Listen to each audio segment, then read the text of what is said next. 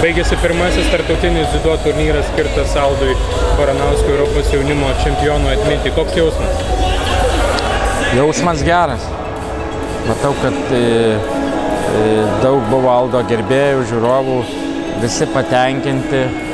Kiek girdėjau atgarsių, atidarimas geras, programa gera. Galvoju, ateityje viską reikia tobulinti, rinksimės. Klaidas taisysim, kad būtų kiekvienais metais vis geresnis turnyras. Kalbant apie sportinę pusę, pasirodžius Latviam, tituluotėm Latviam, atrodė, mūsų specialistai kalbėjo apie Latvijų pergalę, nugalėjo lietuviai, kurių tarpe yra alytiškiai.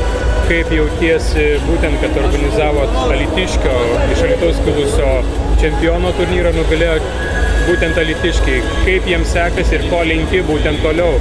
Kaip tęsti šitą kovą ir nugalėti ir būti čempionais, koks Aldas buvo?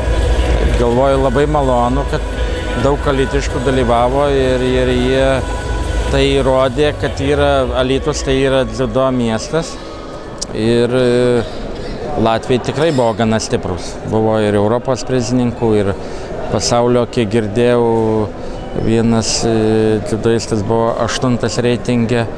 Tikrai stipri komanda buvo, bet pasirodo, kad mūsų irgi ir Alytaus, ir Lietuvos komandos gana stiprios yra.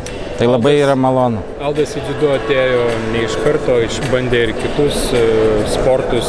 Kaip pačiam augot kartu, esi brolis, ką pats sportavai, ką galbūt traukiai kaip brolis Aldą į kurią pusę? Kaip buvo? Prisiminkim jaunystę, vaikystę. Šiaip taip, prisiminimai buvo tokie, kad Aldas iš karto taip, jam buvo karate, rytų kovos sportos menai, bet kol buvo mažiukas, nesuprato, papuolė į dziudo. Dziudo irgi kimono kaip karate, viskas tvarkoj, tiko ir taip nuėjo ta banga toliau. Aš kažkaip, nežinau, nuo mažiuko į futbolą mane traukė. Lankiau futbolą, po to daug sporto šakų perėjau. Plaukimą lankiau Alytui. Paskui Zenius pakalbino Vincevičius, mūsų treneris, ir mano ir Aldo. Tai teko ir man imtynės palankyti 4 metus. Kažkokių didelių laimėjimų neturėjau, bet irgi po Lietuvą pasivažinėjau po varžybas. Kuo buvo garsus tavo brolis ne tik kaip dziudistas, charakterio savybėm, galbūt sugebėjimais, ypač jaunystėje, kai kažkuo įsiskirdavo savo jėgą? Charakterio savybėm, sakyčiau, jis buvo jau kaip ir gimęs, toks buvo kaip nugalėtojas. Jis visą laiką negalėjo niekada pralaimėti niekam. Bet kokioje srityje jis visą laiką norėjo būti pirmas. Ar taip reikia suprast, kad tau šeimoje irgi tekdavo nusileisti ir būti antram? Visko būdavo.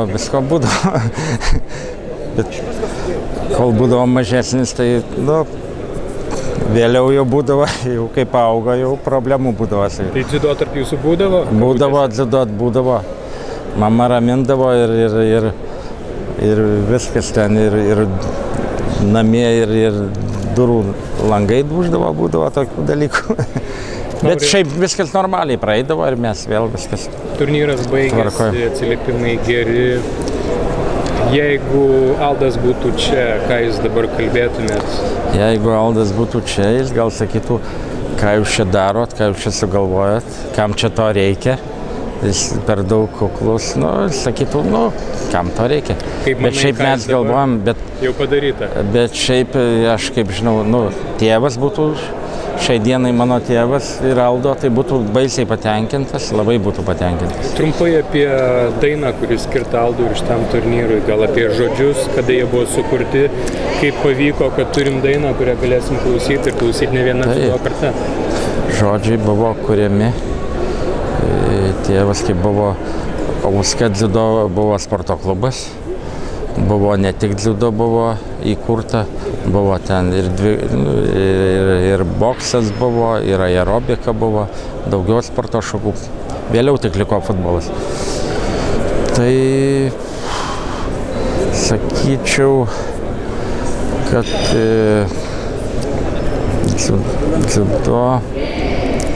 dziudo Auska buvo lamba.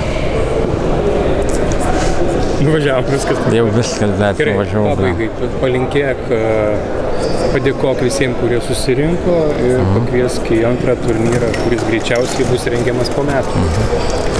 Dėkoju visiems susirinkusiems Aldo dziudo tarptautinio turnyro rėmėjams, žiūrovams, sportininkams ir norėčiau pakviesti į kitą turnyrą, kuris vyks, bus data skelbiama visur informacijoje, bus viskas informuojama ir labai laukiame jūsų iki kitų metų, iki kitų susitikimų.